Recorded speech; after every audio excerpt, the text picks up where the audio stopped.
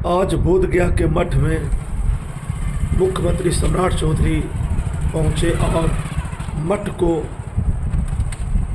का जो जमीन कब्जा है उसे उसके बाद यूनिवर्सिटी कुछ बच्चों का कार्यक्रम है, उनका एक परफॉर्मेंस आप लोग देखेंगे, उनका भी गाना वो सुनेंगे। फिलहाल शादी जी मौजूद है, उनको सुनते हैं। फिर उसके बाद कुछ गीतों की फरमाइश। विष्णुपद मंदिर गया, वहाँ पूजा अर्चना करने के बाद सीधे वह भगवान बुद्ध की नगरी बोधगया पहुँचे, जहाँ उन्होंने भगवान के बुद्ध के मेन टेम्पल में नतमस्तक हुए। पूजा अर्चना करने के बाद वह सीधा मठ पहुँचे, जहाँ मठ में पहले से ही स्वागत के लिए पंडित पुरोहित तैयार थे। जो मठ का मंदिर है वह सज धज कर तैयार था। आप तस्वीरों में देख रहे हैं, ये बौद्ध भिक्षु हैं और साधु संत जो हैं, ये सभी लोग बौद्ध मठ में एकजुट हुए हैं और सांस्कृतिक परंपरा का यहाँ उद्घोषण होगा और संबोधन होगा। देश विदेश से आए सभी लोग यहाँ पर उपस्थित हुए हैं और उनके भाषण को सुनने के लिए सभी आतुर हैं। जैसे ही सम्राट चौधरी मंच पर पहुँचे, जयकारा लगाया गया और उनसे ये उम्मीद किया गया कि योगी मॉडल की तरह ही सम्राट चौधरी भी सम्राट अशोक की तरह बिहार को समृद्ध करेंगे। आपको बता दूं कि सम्राट चौधरी के आते ही बुलडोजर चला और मठ जो अतिक्रमण था वो मुक्त हुआ और उसी रास्ते से सम्राट चौधरी इस मठ में पहुंचे, जहां उनका भव्य स्वागत किया गया। आइए देखते हैं एक रिपोर्ट में धर्मेंद्र कुमार गया, आकांक्षा न्यूज।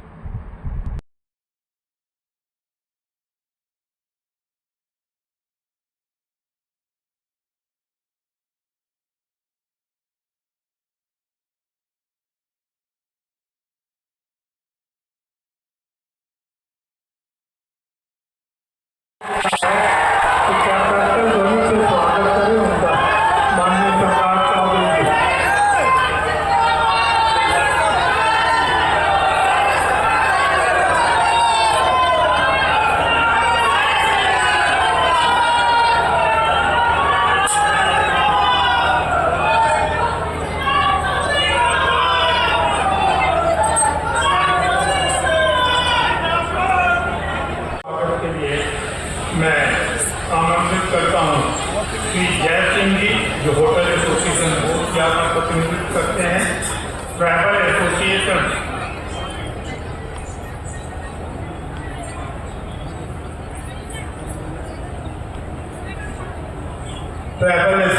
के राजीव रंजन जी, गाइड एसोसिएशन बोधगया के दीनू कुमार सिन्हा जी और एनजीओ एसोसिएशन बोधगया के दीपक कुमार जी। इनके पश्चात पूरे मंच पे माननीय मुख्यमंत्री का स्वागत करेंगे। वहाँ पे आज के हमारे कार्यक्रम के विशिष्ट अतिथि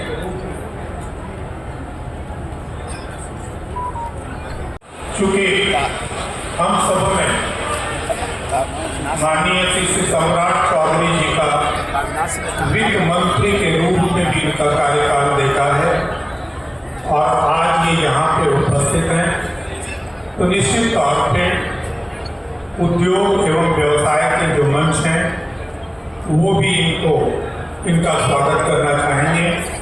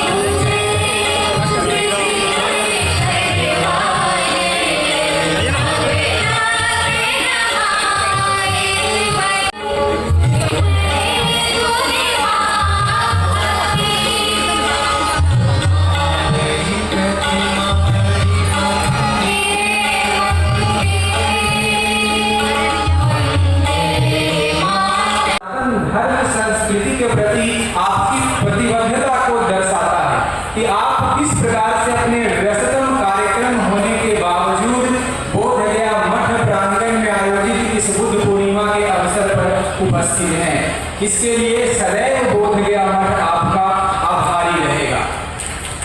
आज हम जिस कार्यक्रम के निमित्त यहाँ पर उपस्थित हैं वह कार्यक्रम है बौद्ध महोत्सव पूर्णिमा के बुद्ध पूर्णिमा के अवसर पर। मैं आपको बताना चाहूँगा कि यह बोधगया मठ का ऐतिहासिक परिसर हजारों वर्ष से इस परंपरा का निर्वहन कर रहा है और सिर्फ परंपरा का निर्वहन ही नहीं कर रहा है, ऐतिहासिक रूप से हम देखें तो इस परंपरा का रक्षण भी किया है। हम सभी जानते हैं कि बोधगया मठ की स्थापना मध्य 8वीं शताब्दी की है और अपने स्थापना के समय से ही बोधगया विभिन्न परंपराओं के बीच में सामंजस्य स्थापित करने के लिए जाना जाता है।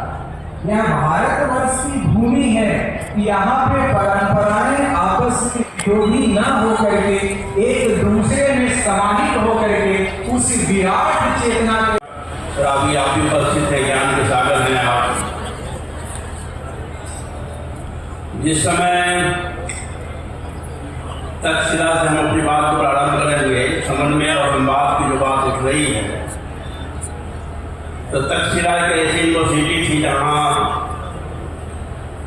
सेन से लेकर के चंद्रगुप्त मौर्य, अशोक इत्यादि ने वह प्रशिक्षण प्राप्त किया जिस प्रशिक्षण से 7 समुद्र पार तक का शासन हुआ। और वो 7 समुद्र पार का जो शासन है आज भी लोग याद करते हैं।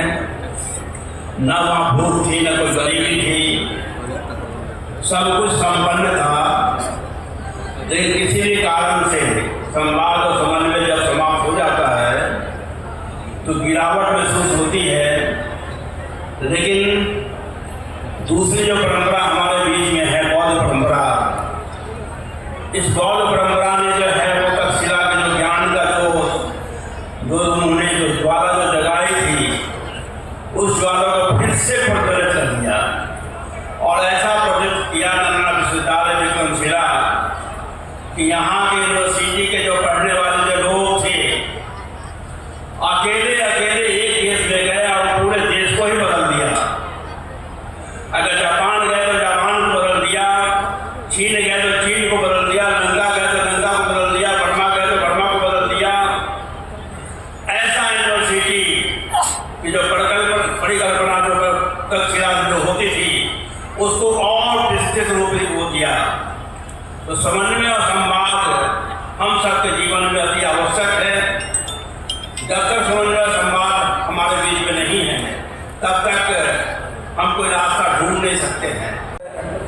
शेयरिंग है, नॉन वेस्टेज के बारे में बड़े अच्छे विचार हैं, संतुष्टि के बारे में, सिंप्लिसिटी के बारे में बहुत बुद्ध कितने अच्छे बातें कहते हैं। मैं यही कहकर अपना जो है वक्तव्य समाप्त करना चाहूँगा।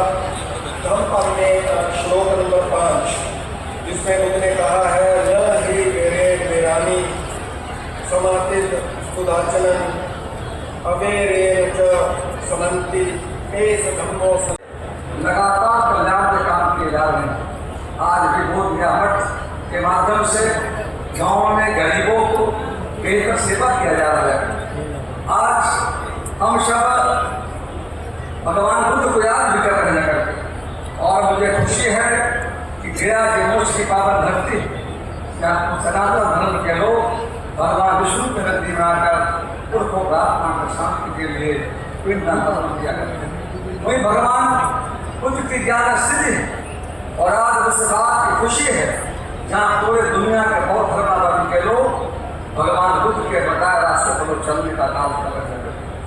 आज इस बात को बताते हुए प्रसन्नता हो रही है कि देश के श्री प्रधानमंत्री आदरणीय नरेंद्र भाई मोदी और बिहार के मुख्यमंत्री माननीय सम्राट चौधरी जी के प्रयास से आने वाले समय में इस उज्जैन महाकाल, काशी विश्वनाथ बदल गया केदारनाथ, बद्रीनाथ, तो आने वाले समय में 2 वर्षों में हमारा गया जी बोध गया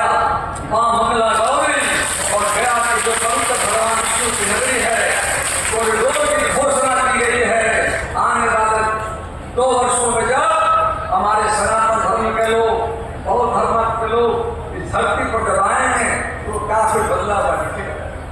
आज भारत माता की जय, जय श्री राम। आज बुद्ध पूर्णिमा के शुभ अवसर पर आज बोध गया आने का मौका मिला है साथी। और आज मंदिर है, उसमें पूजा किया। बुद्ध पूर्णिमा के दिन भगवान बुद्ध के चरणों में आकर सदा सुमन अर्पित किया। और आज इस बीच में राष्ट्रीय संगोष्ठी सभा सांस्कृतिक सचेतना कार्यक्रम में भारतीय परंपरा में धार्मिक समन्वय के इस विषय के कार्यक्रम में आने का मौका मिला। इस कार्यक्रम में उपस्थित बिहार विधानसभा के अध्यक्ष डॉक्टर प्रेम कुमार जी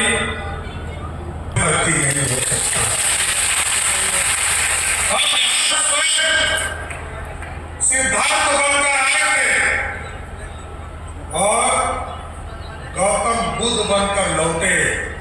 जिनको ज्ञान प्राप्ति हुआ, गौतम बुद्ध भगवान को भी ज्ञान देने वाला कोई भूमि था, वो बोध गया था साथियों। इसको मैं नमन करना चाहता हूं। और ये साथियों, ये भारत की परंपरा है। कई आतंकी आए, दुनिया को लूटा, भारत को लूटा। ये भारत कभी समाप्त नहीं हुआ। यहाँ हिंदू समाज, सनातन समाज के भी लोग रहते हैं, सबसे बड़ी संख्या में रहते हैं और सबसे ज्यादा सहने वाले लोग। हम तो यहाँ पर देखिए, यहाँ भंते जी भी हैं, सिख समुदाय के भी प्रोफेसर साहब हैं। ये दोनों तो प्रतीक ही हैं। जब जब आतंकी आए तो लड़ने के लिए इस देश में कोई खड़ा हुआ तो हमारा सिख भाई हुआ, जिसने भारत को बचाने का। और दुनिया में शांति किसने दिया? दुनिया की। जब गौतम बुद्ध ने शांति का संदेश शुरू किया, यही वो वक्त था साथियों, जहां सम्राट अशोक ने अपने बेटा और बेटी को दुनिया में प्रचार करने के लिए भेजा। और यहाँ यदि दुनिया में शांति है तो वो गौतम बुद्ध की कृपा से है साथियों। ये जरूर कहना चाहता हूँ। भारत बनाया और बिहार के नेता नीतीश कुमार जी चाहते हैं बिहार समृद्ध बिहार बनाया। इसलिए आप लोगों ने जो 2025 के चुनाव में तब भी मेजोरिटी से एनडीए को चुनाव जिताया, इसके लिए भी मगध के लोगों को धन्यवाद दे आया। और गौतम बुद्ध ने बुद्ध पूर्णिमा ये जरूर संदेश देना चाहता हूं, हम शांति चाहते हैं और शांति के साथ न्याय के साथ विकास, सबका साथ चाहते हैं, सबके साथ सबके विकास की चिंता करना चाहिए। और कभी भेदभाव नहीं करते।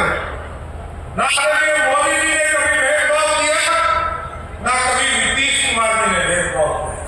और आगे भी एनडीए की सरकार सम्राट चौधरी के नेतृत्व में चल रही है, कभी भेदभाव नहीं करूंगा, क्योंकि बिहार इसका एक रास्ता देने वाला जगह है। ये गौरवशाली इतिहास का जगह है। आदरणीय प्रधानमंत्री 2024 में आए थे सर, कई आतंकी आए, हमारे विरासत को लूटने का काम किया। अभी महंत जी हमको दिखा रहे थे कि आज से 200 वर्ष पहले कैसे मंदिरों को उड़ाने का काम लोग करते थे। आज भी कई चीजें हमारे प्रतीक बनकर खड़ा है। लेकिन साथियों, हम सबका साथ चाहते हैं, सबको साथ लोग। हमारी विरासत क्या है, हमारी संस्कृति क्या है, हमारी सभ्यता क्या है। और आज जो दुनिया के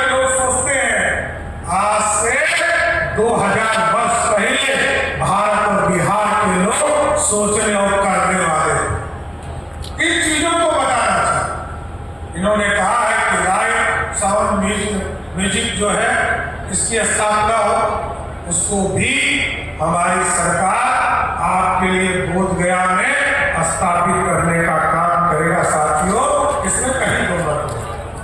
क्योंकि हमें संपूर्ण विकास है और संपूर्ण विकास तब मिलेगा जब हम दुनिया के मार्केट करेंगे।